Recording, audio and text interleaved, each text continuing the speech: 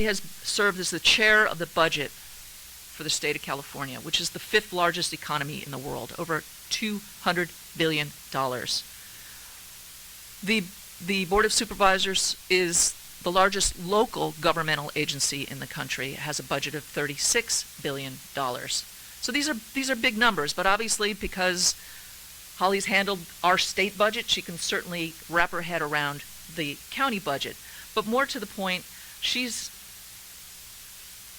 the Board of Supervisors work is just right in her wheelhouse of social services and all of the issues that she's been working on her entire life, not just her time in the legislature.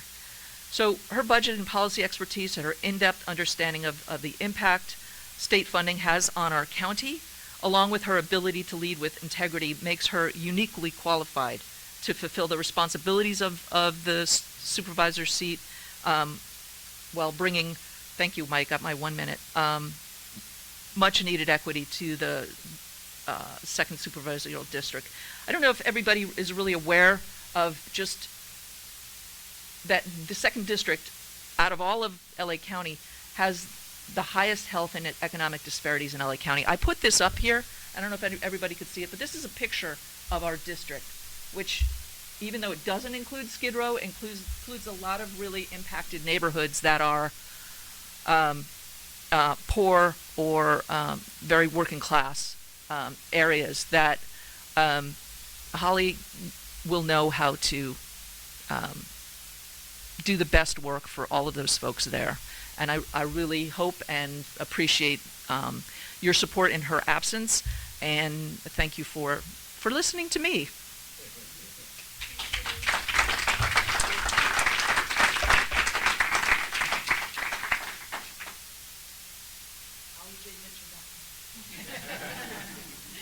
Thank you, Kathy. Oh, a map, yes. It's a nice map.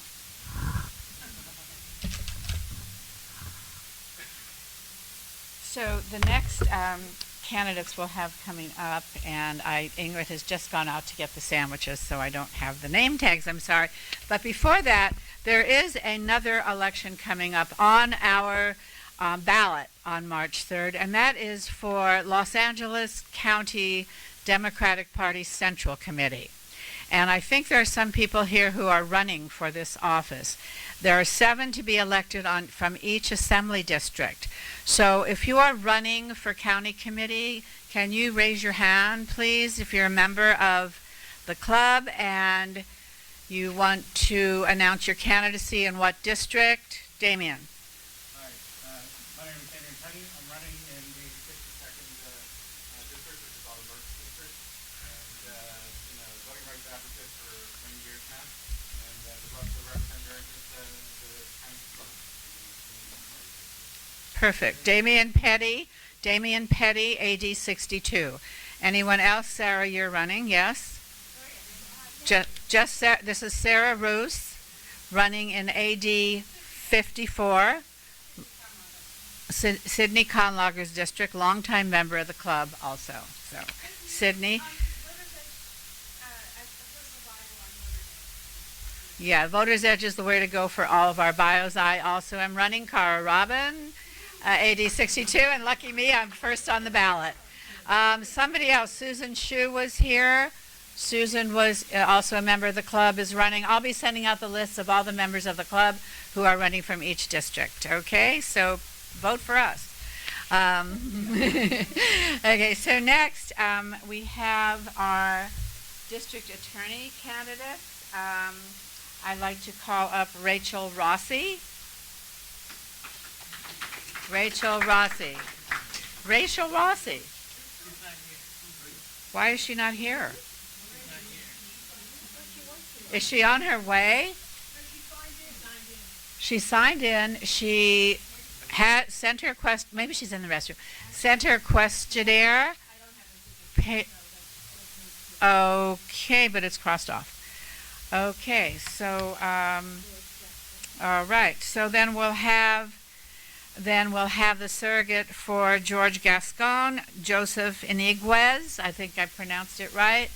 Joseph, actually, he'll tell the story, but I already met him last year because he was running. But he will, pardon? Anyway, so that's it. So that's, if Rachel's here, she'll come and speak. But in the meantime, George was supposed to come. He planned on coming, but then he had these major fundraisers this morning. You got to have money to run. So he sent a very able surrogate. Come on up, Joseph. Yeah. Oh, sorry. Yes, 2-minute intro, 1.5 questions, 1.5 closing. Is that good for you? Yes. Okay. All right, good morning, Democrats. Thank you. So I will tell my story just briefly. Last April, I was the first progressive challenger to Jackie Lacey. She hired me 5 years ago. And it took me that amount of time to realize that I worked in an office that was operating completely contrary to the rhetoric that was coming out from the leader. So I challenged her in April. Heads exploded within the office. There's a lot of DAs in here, actually. And people thought, what the heck is this young guy doing? What is he thinking? He's crazy. What I knew is that I wouldn't let her go unopposed like she did 4 years ago. So I stepped up and I ran. I ran from April to November, and then George Gascon entered the race. And I had actually been modeling a lot of my thoughts and a lot of the ways that I would deal with our office on George Gascon's office in San Francisco. So I withdrew from the race to support George because I believe that this movement requires a person who can take us to that next direction, but more importantly, someone who has led an organization in the past. The district attorney's office currently has 1,000 attorneys within it. It's the largest law firm in the nation. It also has a support staff of over 2,500. George Gascon has managed organizations this large and even larger. Let me tell you a little bit about his history. So now you know why I withdrew. So George was the former assistant chief of the LAPD in the 90s. He wrote the report to expose Rampart and all of the dirty officers and dirty investigators that set up innocent poor people and sent them to prison. George was the leader on that. He also served as a district attorney of San Francisco, where for the first time he addressed issues of implicit bias and made sure that charging decisions were blind when it came to race. So we started to equal the field as to who we were charging.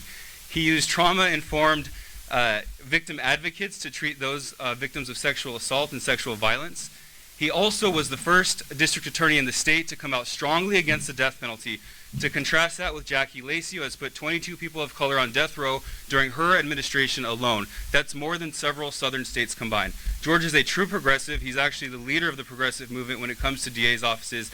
He's a Cuban immigrant, grew up in Cudahy, California. I'm out of time. Thank you.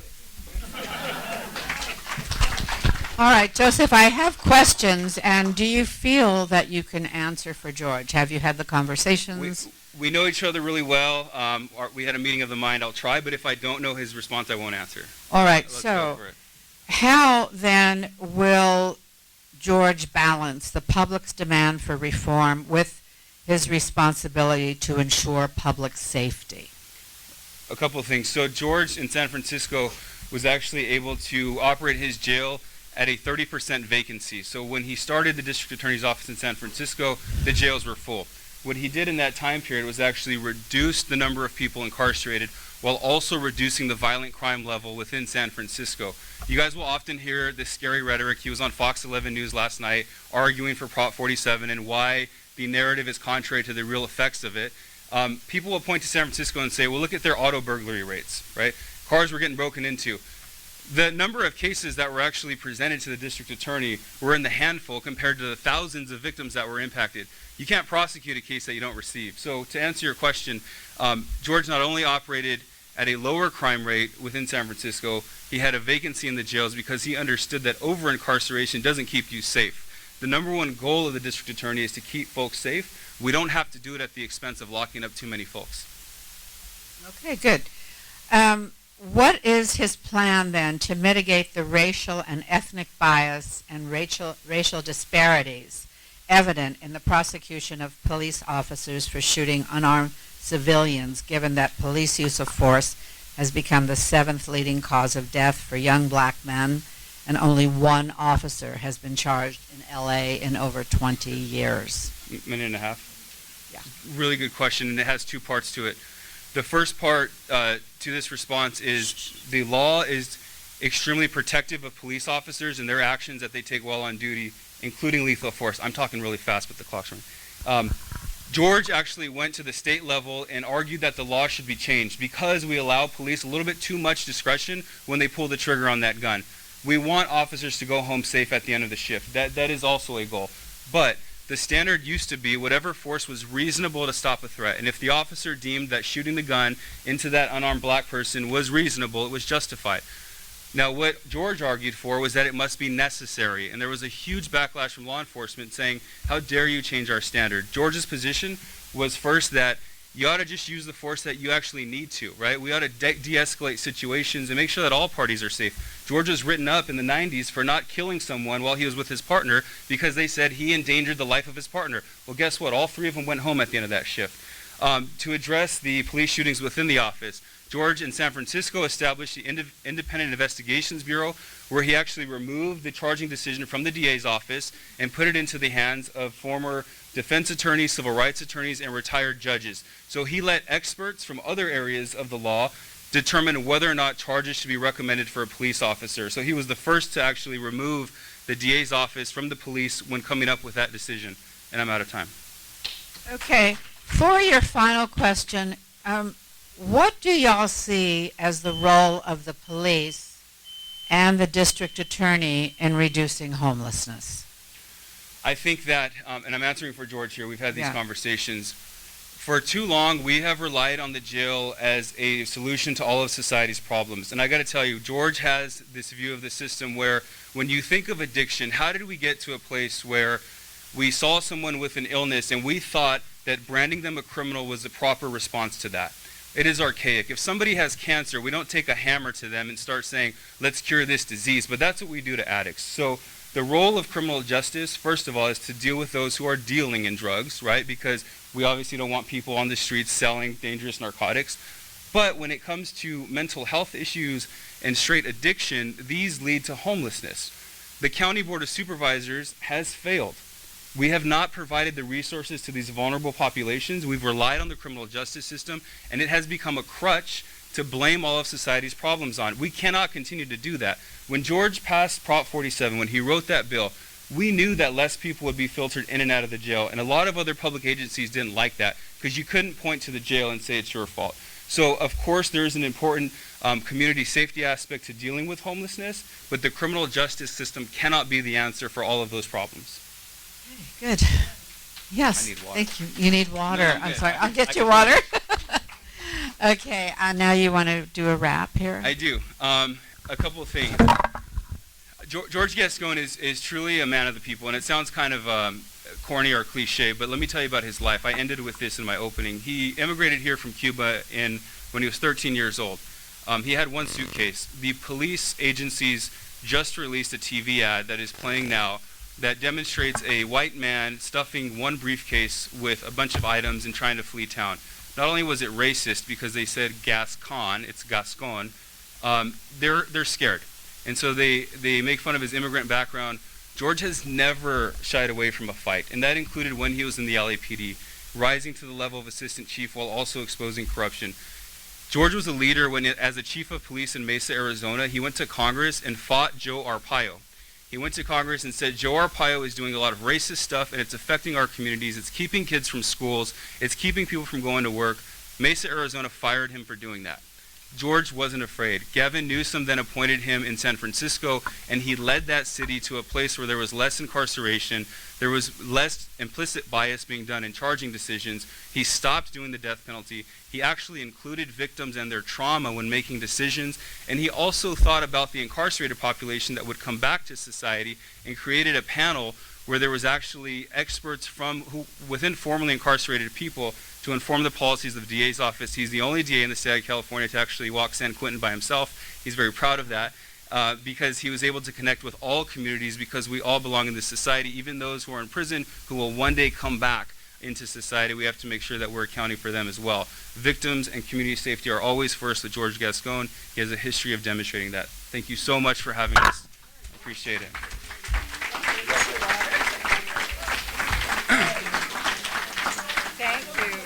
Thank you so much. And I want you all to know that we did invite all of the candidates here to speak. Those who did not get back to us or declined our invitation are not having surrogates or anything because they didn't. I'm sorry, all right? No, you know what? But Jackie Lacey, I invited Jackie. They didn't. They declined. They didn't even get back to us with a questionnaire or anything. So, I'm sorry. You know, it's not your fault, but it's them. Yes.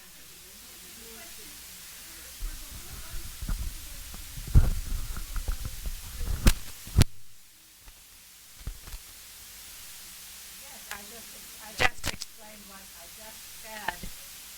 I'm sorry. If they were invited, we're not. If they did not want to come and even present their case, we're not considering them for endorsement.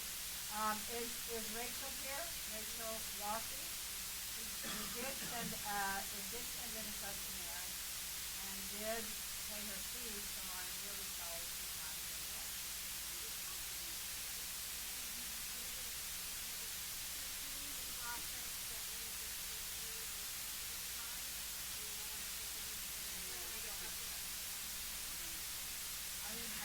You send out an invitation. You get the list, you send out an invitation, you invite people to come and be part of our forum. You make it very clear that it is an endorsement meeting and that we would like our members to be educated.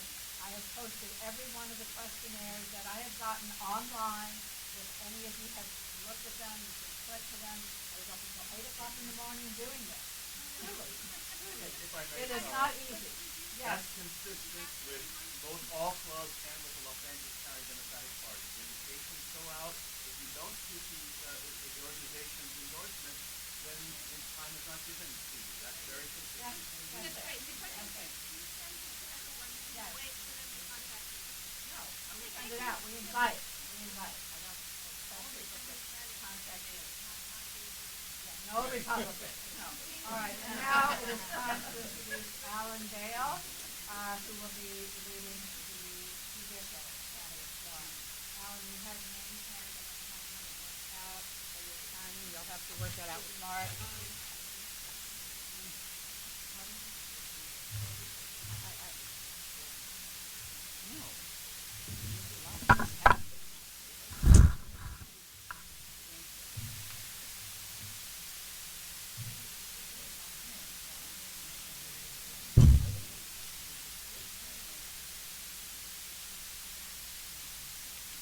Hello.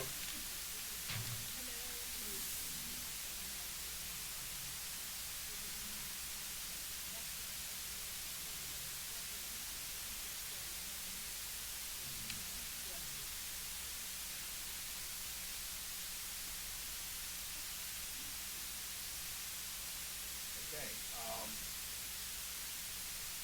I'm Alan Dale, the past president of the club. I'll give him the mic. He's a longer. No.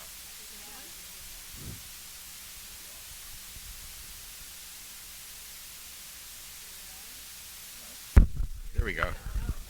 It works better when turned on.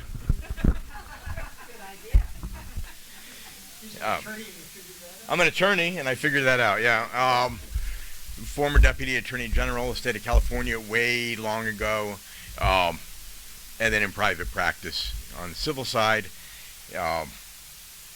And I want to thank each of the people who have decided to run for judge. And I was impressed last night at the, and I'll just very quickly at the Democratic debate, and how much of an emphasis there was at parts on the criminal justice system and the criminal justice reform.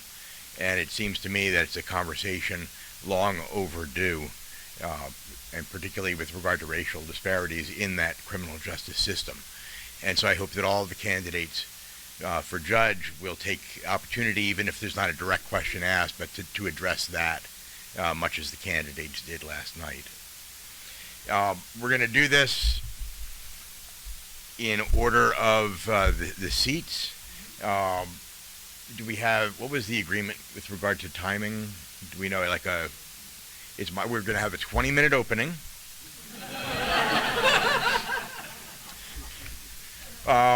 Should we just do a 1 minute, a 2 minute? 1.5. There we go.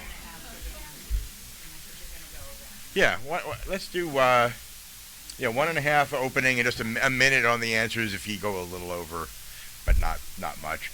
And we're gonna have on these seats, both of the candidates or three, if there are more than that, come on up at the same time, sit up here, and we will start with I believe that the lowest number seat is 72.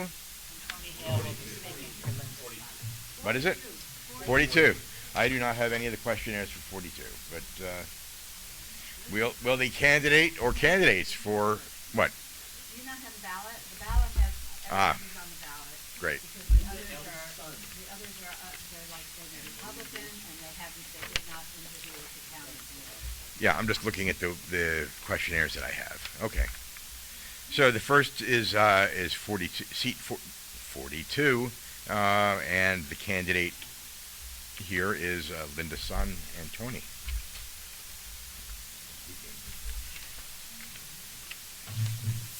Thank you, everybody. Linda can't be here tonight. She had a long planned event for her campaign today, but she's very sorry.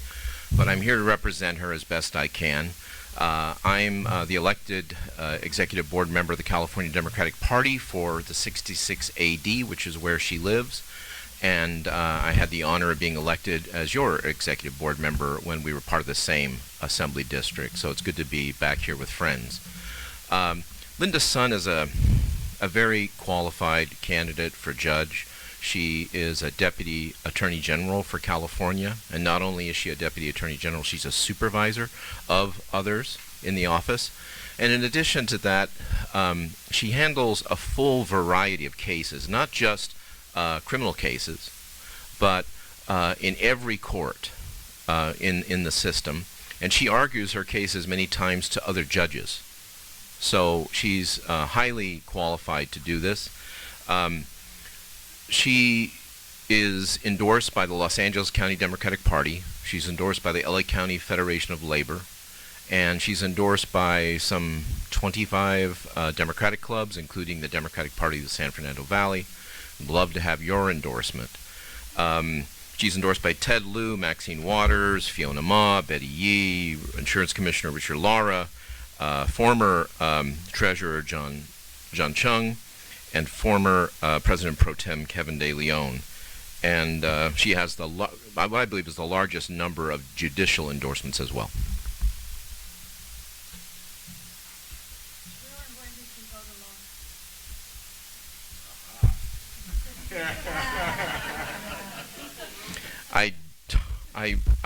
My phone died, and I don't have her resume that I have. I'm very sorry, but I think somewhere along the line the Justice Department did approve that she went to law school. But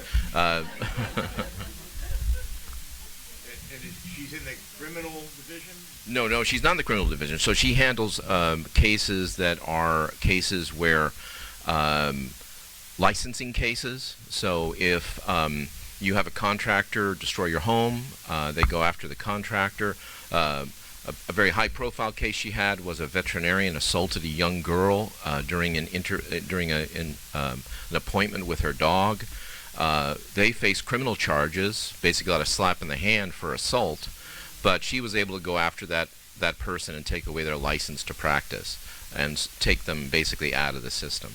But she handles a full variety of cases, family law cases, so the issues that the courts deal with directly with your family and directly with you as a consumer are the kind of issues that she handles. What's her anti-bar association rating? She's rated as qualified. Any other questions? You want to summarize? Wrap it up. Yeah, well, I think another thing that you'll appreciate is that not only is she a registered Democrat, but she has been a stalwart in Democratic activities in our area. She's donated to Democratic candidates at every level, and she's supported our Democratic clubs strongly. So she has been a Democratic activist as well as being a registered Democrat and running for office.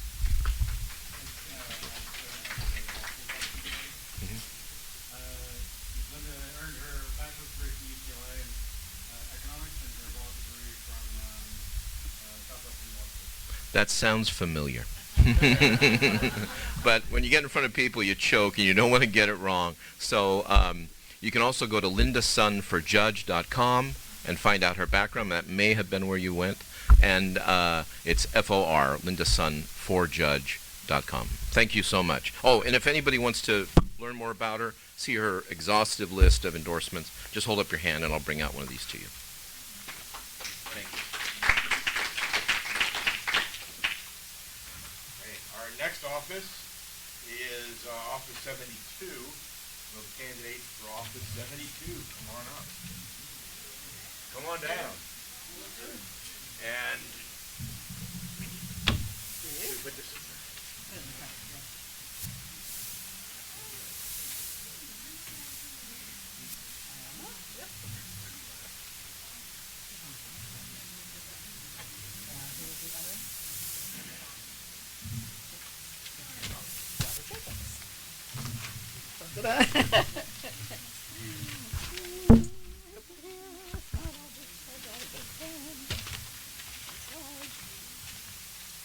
Okay, and so we'll do this in whatever way is most comfortable for you guys. We're going to do a minute and a half each to open. You can, I don't know, arm wrestle to decide who goes first.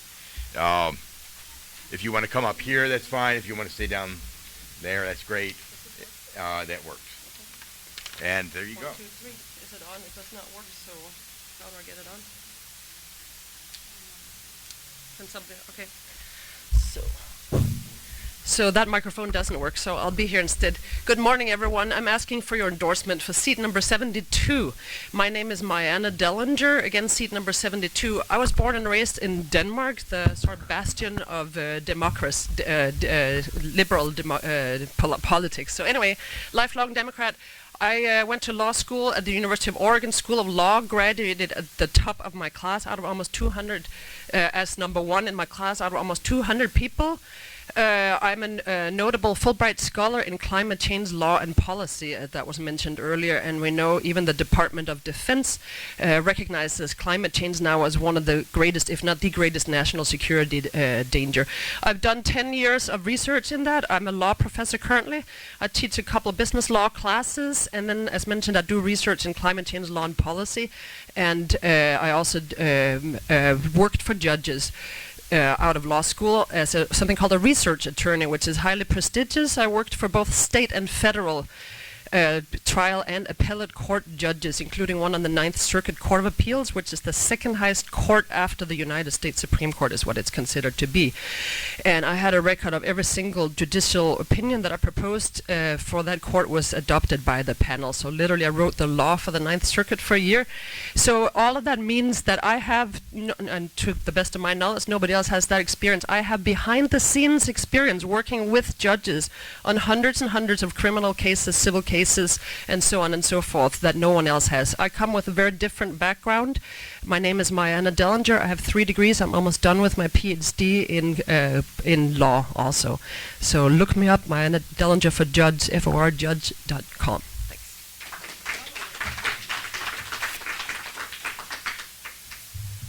Good morning. Good morning.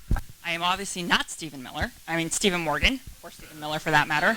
Sorry, he is on my brain. My name is Sonia Figueroa, and I'm a veteran and former immigration officer, now immigration attorney. I'm filling in for Stephen Morgan for candidate as candidate for seat 72 because the lieutenant colonel is serving on orders this weekend. I have known Stephen for over 6 years. Stephen's life can be characterized by service. I never served under him, but he has the kind of leadership that I think will be great experience that he can bring to the bench. He was a criminal defense attorney originally, turned deputy district attorney, protecting the public, and he also now teaches criminal law. He's also helped start the Armed Forces Committee for the Los Angeles County Bar Association, which, by the way, is how I met him. And what we do is we provide pro bono legal services for homeless veterans as well as other veterans. He's a lifelong Democrat, and he's already familiar to many of you in this room. He's been endorsed by many Democratic clubs, over 30 current judges, and is now seeking your endorsement. I know that he will be a good choice, as the LA County Bar Association has rated him well qualified, making him the only candidate in this race with this rating. I'm proud to be here to represent my friend, fellow veteran, and colleague. I'm proud that he's well qualified and endorsed by the county party and labor. I hope you'll join me in supporting him. Thank you.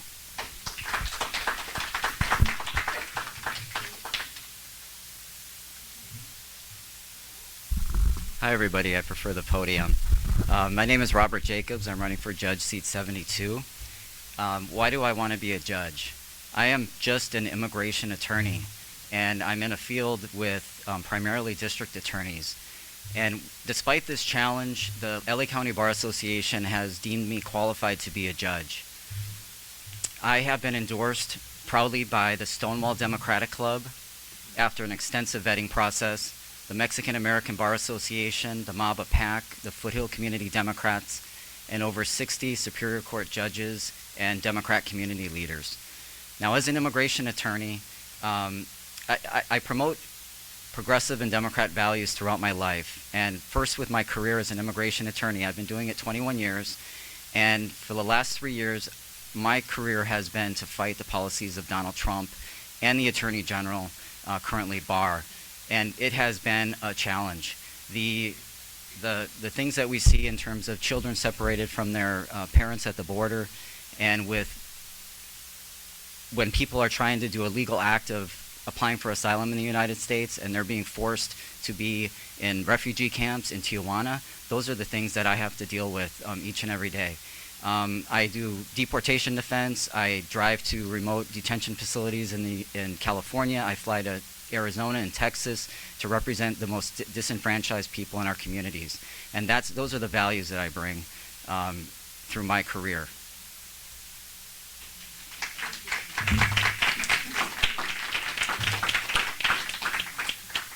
So I don't know if there are questions from the audience, but is Office 72, is that particularly assigned? Is that a criminal courtroom? Is it a civil courtroom? It depends who gets the seat.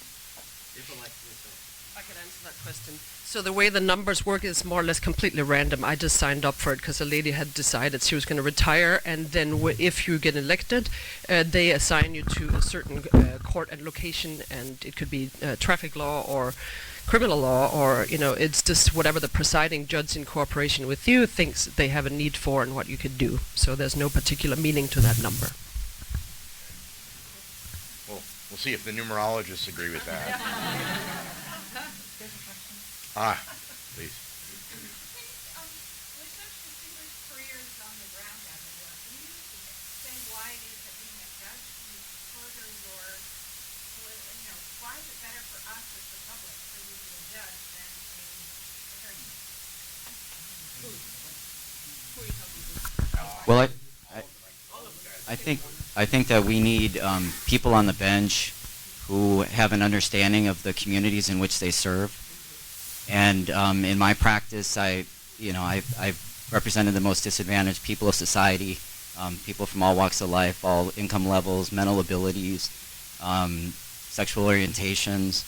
And we need to have people on the bench that are not only qualified to be a judge, not only attorneys that are at the top of their field, but the ones that can go in and have people in front of them in court with unique problems with homelessness and mental health issues and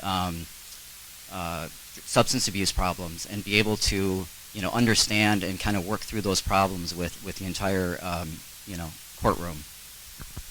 If I could have the opportunity to respond to that as well. Steve Morgan has the experience of working for JAG, which basically means in military law speak, toaster law, anything that pops up. And because that is the case, because the needs of service members are so different. So he has that experience. And what that tells me is that he's extremely well-rounded.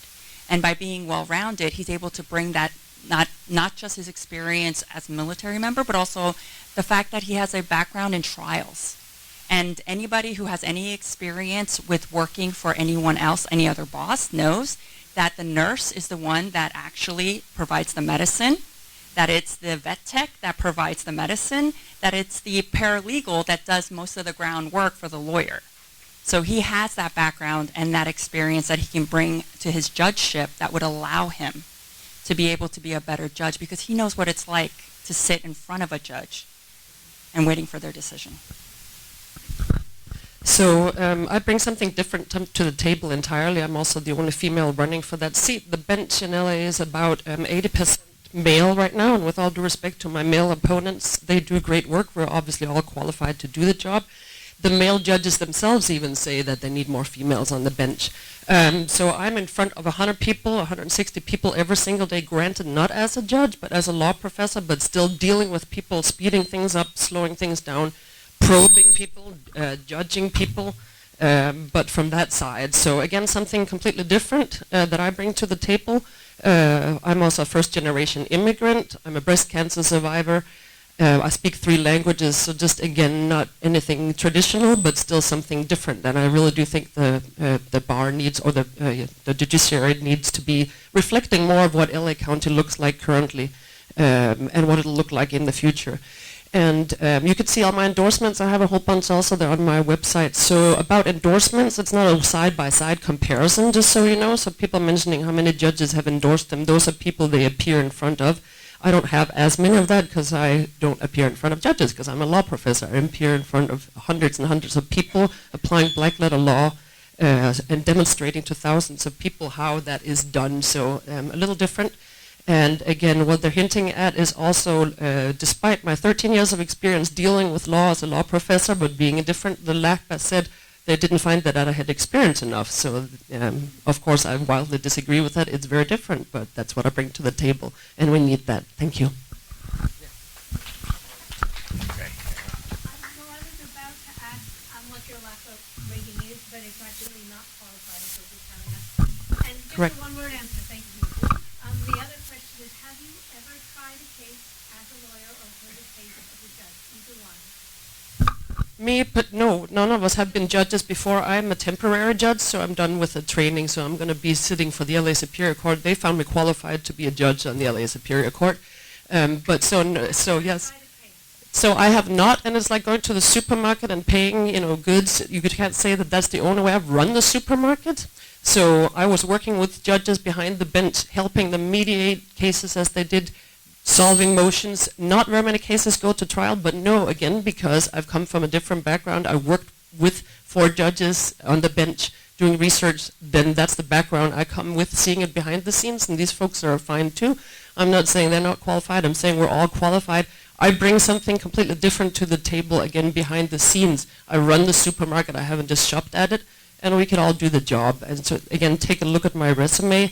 I'm a highly noted Fulbright scholar. I've published 300,000 words on the law, which shows you that I'm good at researching the law, applying it as judges do, writing and publishing. I'm a top 10 author worldwide, applying law and analyzing law as judges do, right? You want somebody who's smart and educated and on top of the game and can figure it out and deal with people, and that's what I do. Steve Morgan is a trial attorney, so he's tried many, many cases.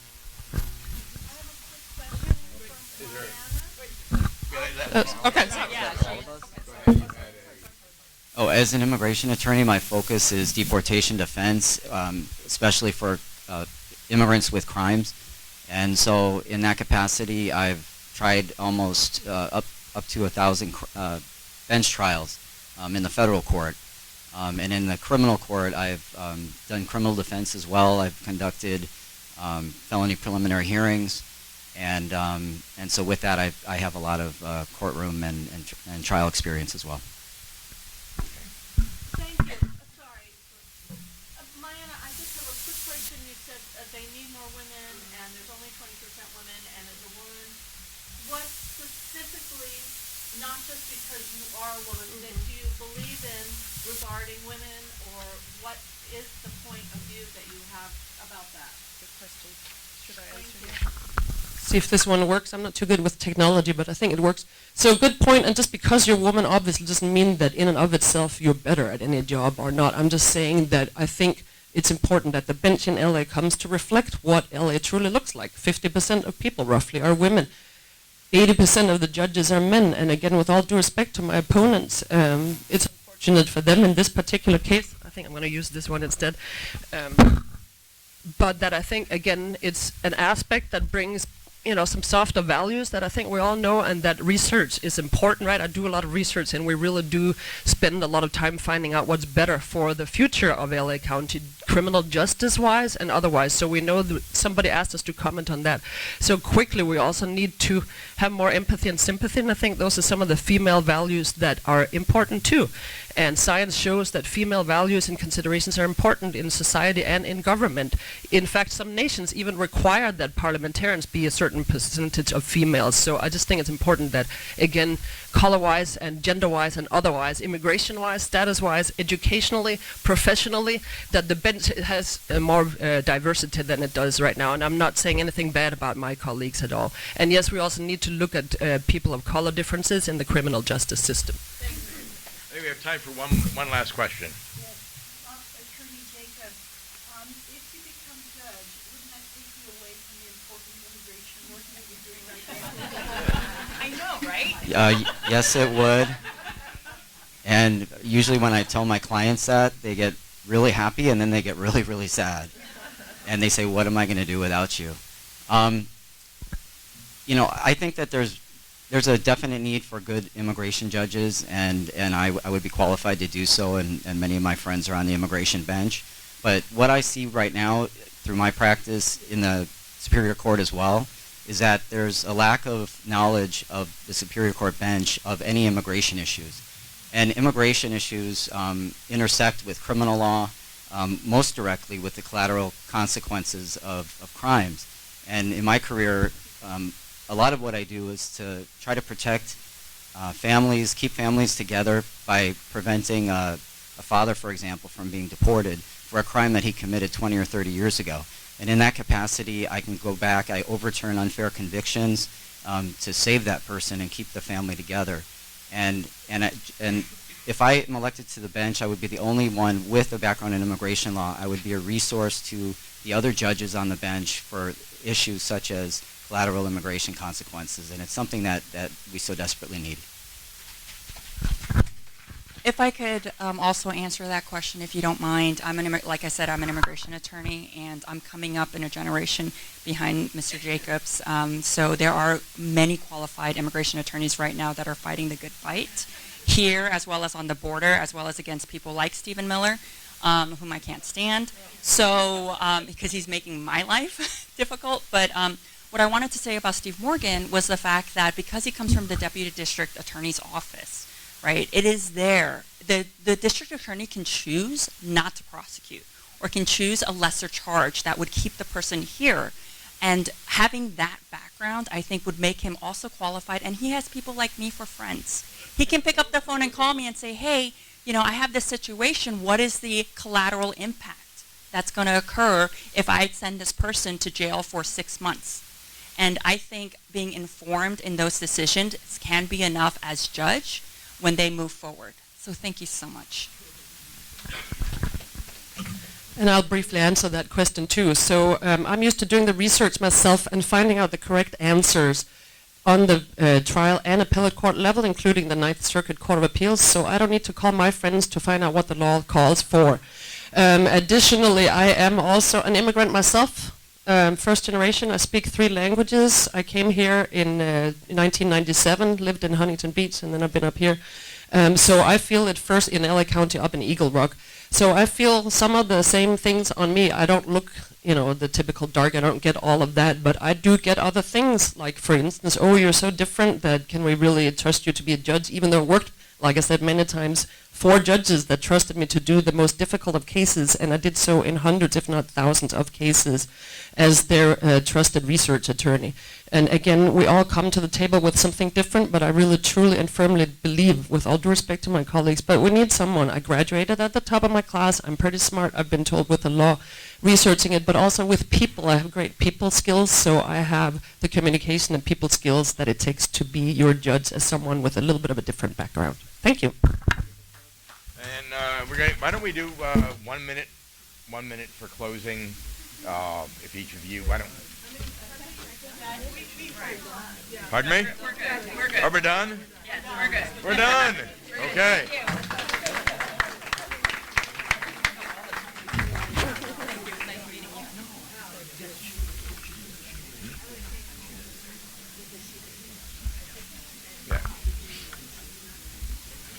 Okay. Our next seat is Office 76.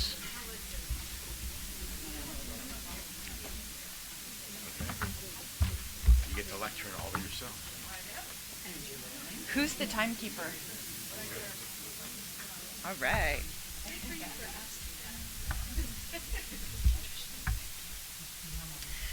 Thank you so much for all of you that have stayed. This room was packed for Ted Lieu, so thank you for staying to listen to us. My name is Emily Cole. I'm running in seat 76. I am a Los Angeles native. I was raised in the San Gabriel Valley. I went to San Francisco for college and law school, but I moved back here because I knew that this is where I wanted to serve my community. I've been a district attorney for the last 13 years. I prosecute sex crimes. My victims are the most vulnerable that come through the system, and it's been my honor to help them go through the system as they come in as a victim, and then they leave me as fighters. That has been my honor. I want to become a judge because while I want to continue to help victims of crime, I also want to help the defendants on the other side. There is a huge raising in mentally ill defendants. I want them to be able to get treatment that they deserve, that they need, so that they don't commit crimes or become violent again. They need treatment instead of going to prison. I want to help drug addicted defendants get the treatment that they need so that they don't need to steal or commit crimes, so that they get the treatment that they need. My opponent, one more minute, or is it 30 seconds? My opponent is not here because he's not campaigning in this county. He doesn't care whether or not you want to vote for him or not, because 2 years ago he changed his name to Judge. He is running as Judge Mike Cummins. When that's not his birth name, he is running because he wants you to think that he's the incumbent judge when he's not. He doesn't care what you think of him. He just wants you to vote for him because he changed his name 2 years ago. I want you to know who I am, and I want you to vote for me because you think I'm qualified and that I'm the right woman for the job.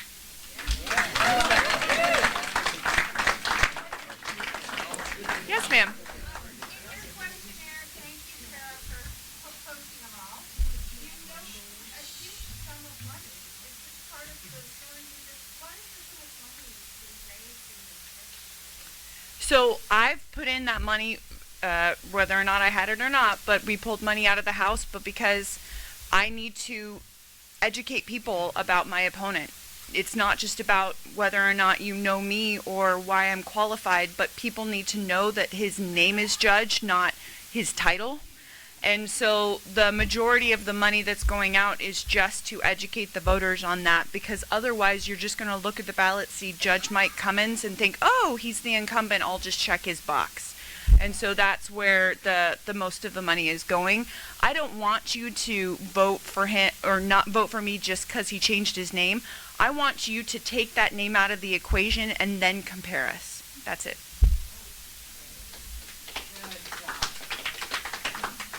May I ask, Yes, sir. in your work in the sex crimes area, Yes. where have you seen, if at all, racial or other disparities in prosecutions and arrests, in how people are treated? And if you have seen that, how would you see a way of getting beyond that? So in the sex crimes prosecution, I don't see a disparity in the charging. I file my own cases in the sex crimes division. I don't look at the race of the person that I'm charging. What I see first are the victims, because they come into my office and I interview them and talk to them. The majority of my victims, I would say 90%, are minorities. They're Hispanic or African American.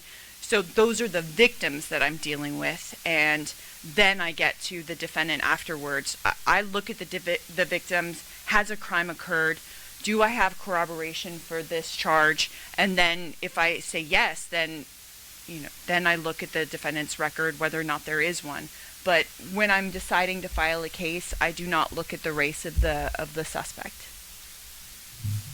Are there any other questions? And do you want to say anything wrapping up? Can I ask one standard question, which I'm gonna ask everybody? Would Sure. you be allowed for a rating? It is qualified. Thank you. My opponent is not qualified. Okay, yeah, Just but, FYI. No shoot. From your experience as DA, what needs to change in our court system to make it better for victims of sexual violence? So a lot of the times, and there's nothing wrong with focusing now on defendants and trying to get them out of the system. There is nothing wrong with that. But then I also feel like on the flip side, we do forget that there is a victim that is involved in that crime. Oftentimes, a lot of the judges don't understand sex crimes. It's very technical and very complicated, especially with the sentencing. And so having a DA like me moving onto the bench, it's very helpful that I understand that complication and I understand how to deal with that victim of crime when they come into the courtroom and how to make it easier for them to testify rather than make it traumatizing. anything in closing? No, I just want to thank you guys for all being here. Judges are the office where people know the least amount of information, and it is one of the most important races that you can vote for because it affects your daily lives. So that's why I want to thank you guys for being here and allowing us to talk to you so that we can educate you on who we are. So thank you so much.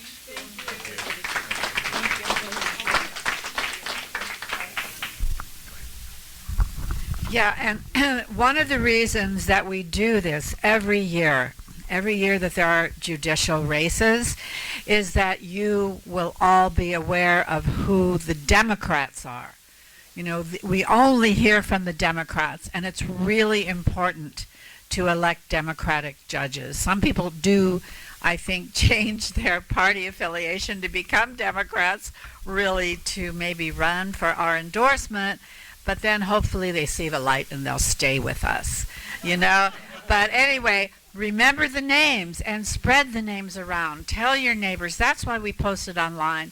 That is really the main reason that we put these judicial forums together, is so that you'll all be aware of our Democrats that are running for office. Okay, thanks. Back to you. Okay, candidate for office 80.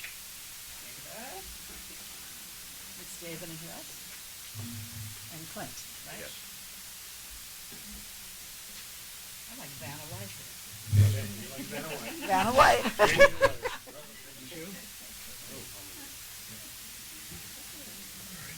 And well, each of you do a minute and a half intro.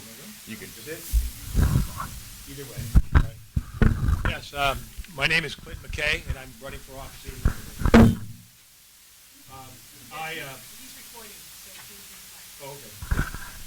All right. I have a dual undergraduate honors degree from the University of Michigan. I have a law degree from Wayne State University, and I have an MBA from Berkeley. I do not have a paid consultant, therefore I have not anyone to help me gather mass endorsements. I'm trying to do this myself, for better or for worse. Therefore, the people who do endorse me know me personally, and know my character, know my legal skills, and they include Senior Assistant Attorney General under Governor Brown, two Supervising Deputy Attorney General, Deputy Attorneys General, a former Chief of Enforcement for the Medical Board of California, a former Assistant Chief of the Medical Board of California, and Union Local 721, bless them. I work with their members every single day, and they have endorsed me. I am an administrative law judge. I do health disputes for the state of California, primarily involving people who are below 400% of the federal poverty level. Many of them are below 138. That means the people who are below 138 are fairly poor. They are the least able to navigate the system. They're the 15 seconds. 4 seconds, 3 seconds. Contact. That's all right. They're at least, that's what I do for a living. Thank you, Ken. Ready? Good afternoon, Democrats. Thank you for giving your Saturday to be with us and to hear from us. And thank you, Cara, for doing such a wonderful job of putting all the information out there because we don't have enough time to tell you about ourselves in a minute and a half, but why don't you go onto the website and download our questionnaires. You'll find out the answers to many more questions that way. So briefly, 24 years experience as a Deputy District Attorney, career-long public servant, endorsed by the LA County Democratic Party, the LA County Federation of Labor, Stonewall Democrats, North Valley Democrats, my hometown West Hollywood and Beverly Hills Democratic Club, New Frontier Democratic Club, and last Thursday night my honor was to receive the endorsement of the Democratic Alliance for Action. I'm also endorsed by the unions that represent the deputy sheriffs and the police officers and deputy district attorneys. Amongst my endorsements are 46 judges, all of whom I've appeared before, public defenders, all of whom I've appeared with. I want to be a judge because I want to work in the juvenile justice system. We've heard a lot about reforms to the justice system that focus on people already in it. I want to do something to stop people getting into it. And what you can do as a juvenile judge is it can change the lives of people. There is a proposal to actually raise the age of criminal responsibility from 18 to 20, and I think it's a fantastic bill. I hope it passes because there'll be need for more people like me. Thank you for your attention. I'm happy to answer your questions.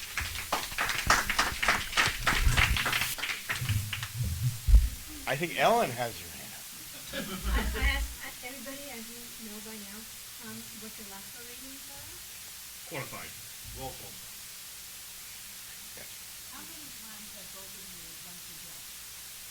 This is my first complete. I began the process once, but I did not actually run for judge. So this is my first time. This is my third time. You've probably seen me before. Any other questions? Let me ask with regard to your work in the AG's office, since I'm familiar with the office. Can you tell us a little bit more about what you did there? Was it on the medical side, licensing? No. No. Licensing spun off a section called Health Quality Enforcement. Licensing spun off a section called Health Quality Enforcement. That's what I did. I pursued, what you call it, primarily doctors who killed children, dealt drugs, or mentally ill. Although I was also the statewide liaison for the Board of Psychology, the Board of Acupuncture, and I also wrote the handbook for the Emergency Medical Service Authority. And they didn't have one, so we wrote one. So what I did, that's what I did. Primarily I did a lot of drug work, a lot of third trimester abortionists. That actually exists, believe it or not. People get, particularly in the ethnic communities, pay doctors under the table to abort fetuses 7 months. That happens. And I went after those people. That's what I did. And can you tell us more about your work with the DA's office? Thank you. I'm currently assigned to what's known as the Victim Impact Unit. We handle the cases involving the most vulnerable of victims. Children who've been sexually abused, women who've been raped, now men who are getting raped, hate crimes, elder abuse that involves both elders who are abused financially when they're in those retirement homes and they ask their caregiver to go buy something from 7-Eleven and the caregiver takes the credit card and in the end of the month there's $5,000 of charges on this poor victim's account. We have to prosecute that, and also unfortunately where they are physically abused. It's hard work. I also deal with stalkers, which are actually one of the worst kinds of criminals because they really can affect you. And if you go on my website or if you go do some research on me, you'll find there's a crazy guy out there, Carlev Ramirez. He's been stalking me since August. That's what happens. I have to take those lumps. Time to finish. Thank you. Any other final question? Final words? I believe that not used to using a mic. I apologize for that. There are many of the judges currently on the bench are prosecutors, deputy district attorney, and Mr. Berger is absolutely an excellent prosecutor. I believe that, and I mean that sincerely, I'm not being sarcastic, he really is a good prosecutor. I think the bench needs diversity. I think we need to have people on the bench who are not prosecutors, who have varied experience. I started out in Detroit. I lived in Detroit, in the city of Detroit, downtown for many years, put myself through law school. I left home when I was 15. and I've been on my own since then. We need people who have an understanding of the streets, understanding of what happens, so that people aren't in the system.